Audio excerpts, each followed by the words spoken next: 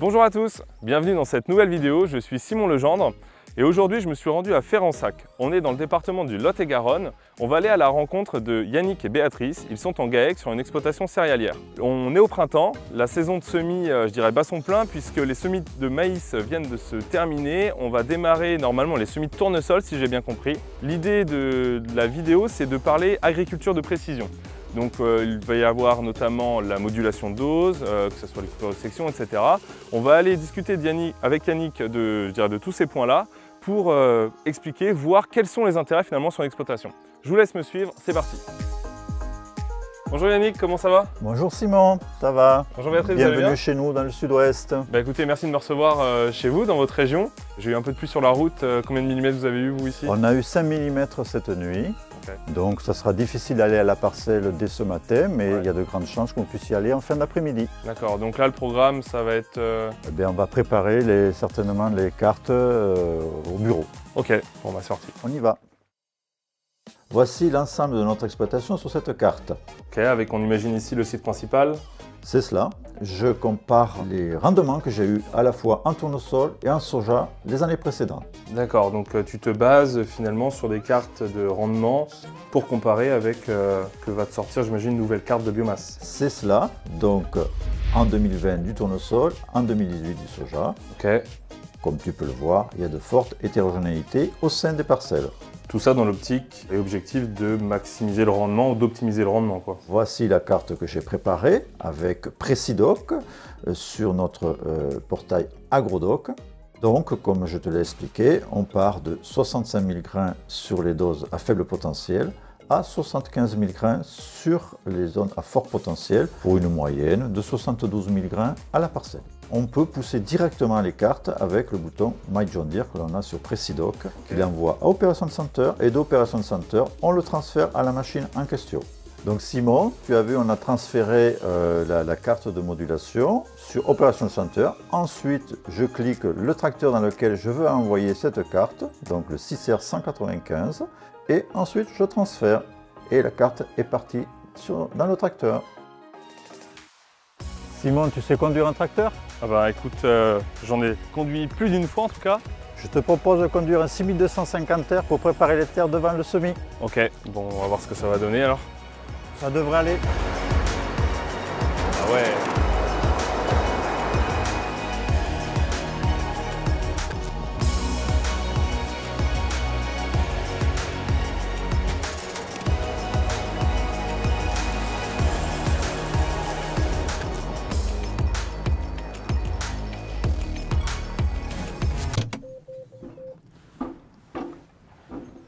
Je sais pas ce que ça a donné à notre affaire. T'as vu la verse qu'on a pris sur la route là? Ouais, c'était pas terrible. Bon, une de plus. Ouais, vous avez un bon cumul en millimètres là. C'est ça. J'imagine que la saison, enfin du moins c'est les aléas de la saison, c'est un peu partout pareil. C'est ça. Et chez vous, vous avez des terres... Ben, comme tu vois, ça colle. Donc on prend la motte et bon, on est limite pâte à modeler. Donc pour refermer le sillon, ça va être relativement compliqué. Ça va pas être possible.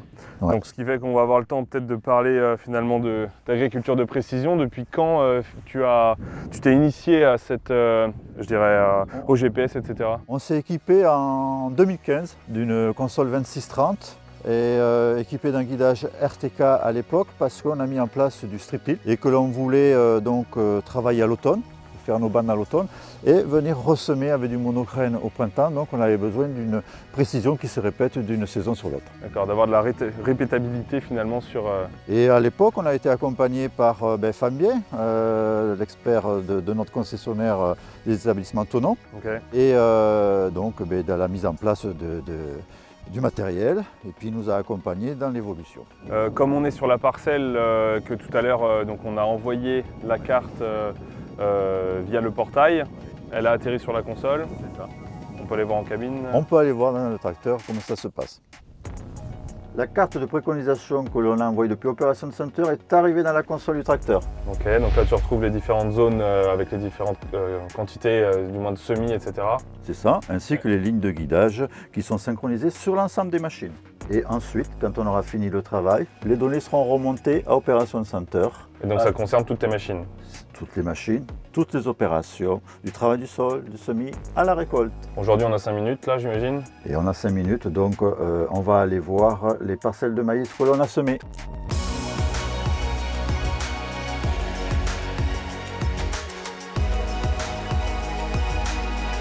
Donc là on arrive sur la parcelle que tu m'expliquais tout à l'heure, c'est ça? Donc comme tu peux le voir, le maïs est très bien levé. Ouais. Ça fait seulement 15 jours qu'il est semé, il est pratiquement à 3 feuilles. Ouais. Pour la région, c'est pas mal. C'est vraiment pas mal. Ouais. C'est pas mal. Et ce qui fait qu'en densité, tu étais à combien ici? Alors la densité moyenne de la parcelle est à peu près à 93-95 000 de moyenne, mais comme tu l'as vu sur la carte, il y a une forte variabilité. Hein. Là on va pouvoir se baisser, on va regarder un peu ouais. Comment tes limaces sont attaquées. Eh bien oui, vu la pluviométrie qu'il y a actuellement, on a mis un anti-limace il y a une semaine, donc comme tu peux le voir, les granulés ont tous été consommés, hein, on n'en voit plus. Donc maintenant, malheureusement, elle s'attaque un petit peu au maïs, mais avec les températures que l'on a dans la région, il ne faut pas s'inquiéter, hein, il va très vite s'en sortir. Parce que là, il va sortir une feuille tous les 2 ou 3 jours, donc il n'y a pas de souci. Ouais, en potentiel de rendement, vous visez combien? Alors le potentiel de rendement sur une parcelle comme celle-ci, qui sera menée en irrigué, hein, bien sûr, on espère entre 115 et 120 quintaux au hectare. Tu vas voir la profondeur de semis et le nombre de racines qu'il y a, c'est très. Il y a de la paille, hein, de la matière organique. Oui, la matière organique, oui. C'est le but des couverts végétaux. Ça. On voit toutes les petites voilà. raticelles. Voilà. C'est miraculeux cette plante, hein, 15 jours. Hein. Traitement de semences, vous êtes... Traitement de semences standard. Standard? Ouais. Okay. Il n'y a pas de traitement spécifique. Donc là, la parcelle, elle va jusque là-bas en fait? Tout à fait. On module toutes nos parcelles de semis. Que ce soit maïs, tournesol aussi alors? Et voilà, les deux, maïs, tournesol exclusivement. Ah là, tu as une belle parcelle là.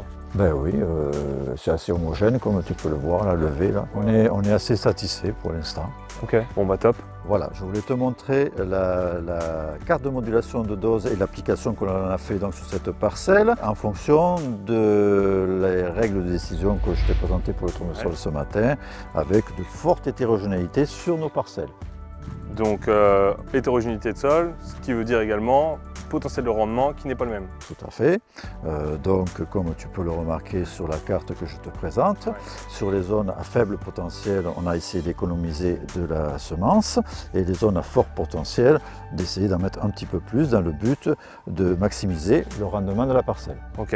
Et donc j'imagine qu'il n'y a pas que la carte de modulation qui joue, il y a peut-être aussi les variétés? Sur cette parcelle, en même temps de la modulation, on a pu mettre en place un petit essai où c'est qu'on a comparé 2 variétés différentes, en plus d'une autre 3e variété sur laquelle on a fait nos modulations.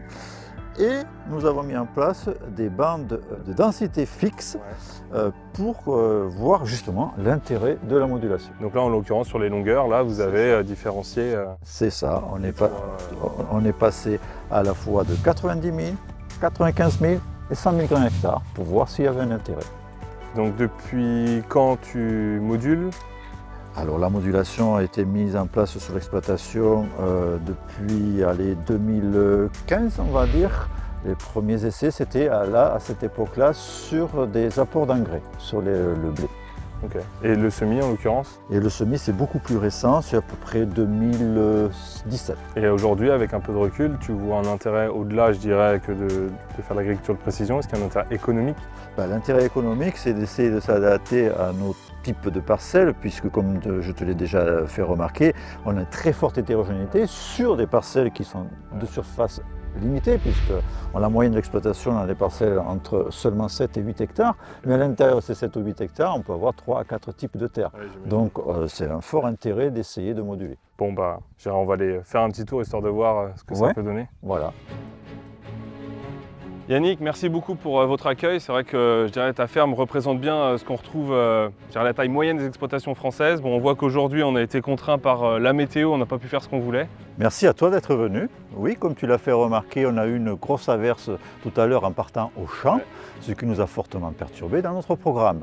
Mais ce n'est pas grave, l'ensemble de mes tracteurs qui sont ici connectés pourront vite repartir au champ, ainsi que le plus ancien, le 6620. qui lui d'ailleurs est équipé, je crois, d'une console bien récente. C'est tout à fait bien récente, pour peut-être voir à l'image. Ouais. Mais je te propose de suivre l'ensemble de l'évolution de culture sur Operation Center. Eh ben, écoute, avec grand plaisir, et puis je te dis merci, et puis Allez, à très bientôt. Au revoir à toi. Salut. Salut Simon, il fait enfin beau, je t'envoie des images du semis de tournesol. Allez, à bientôt.